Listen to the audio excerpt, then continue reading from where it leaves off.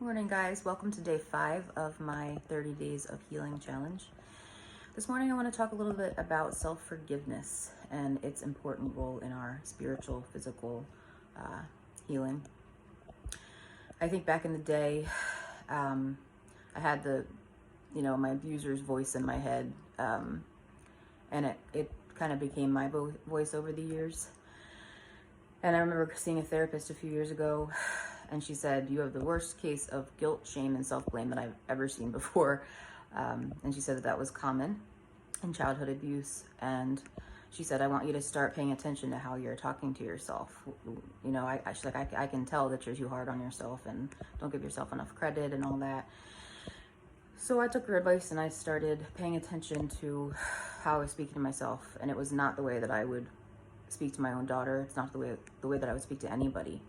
And I realized she's right. I deserve a lot better than that. How do I talk to my own daughter? But I used to beat myself up for making silly mistakes. I'm human. We're all human. We're going to make mistakes. And that's how we learn. That's how we learn, is from our mistakes. And sometimes we make the same mistakes over and over and over again because we have some more healing to do in that area. And as we know, these situations will arise again and again and again until we heal them. So, as you know, addiction has been a big one for me, particularly alcohol and food. I have a better handle on the alcohol now. I can drink a day or two in a row and then stop. I want to stop and I'm able to stop. I still overdo it sometimes. The food is really tough for me. Unfortunately, I haven't put on tons and tons of weight or anything, but it's still just the idea of putting toxic crap in my body, sugars and everything. I was doing so well. I was a week and a half back on the wagon, no sugar, no gluten or anything. And then the last couple of days I kind of fell off. And it's seems kind of silly. It's just food and overeating and stuff. But I feel so shameful and guilty, and I get so down on myself for falling off again.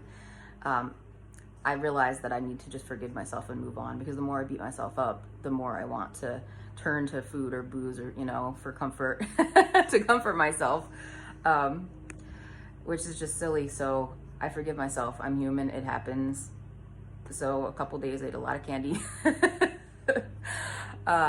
It's okay. I forgive myself. And, I found myself over the years trying to, throughout the day, forgive myself for silly little things that don't even really need forgiveness. You know what I mean? It's so silly. Like, trauma does that to you, I guess. I think it's pretty common.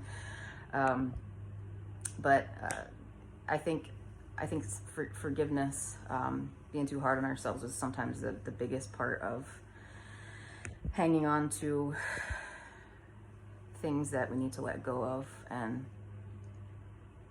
yeah, forgive yourselves. And, I'm hoping that's by being able to forgive myself, that I'll be able to take the next step and truly forgive others in my heart. I'm not there. I don't know if I'll ever be there. I don't know if I really need to be there. But I think forgiving ourselves is most important. So I'm sorry if this was a super rambly one. I'm a little out of it today. But I hope you guys have a really lovely rest of Friday and a good weekend. Love ya.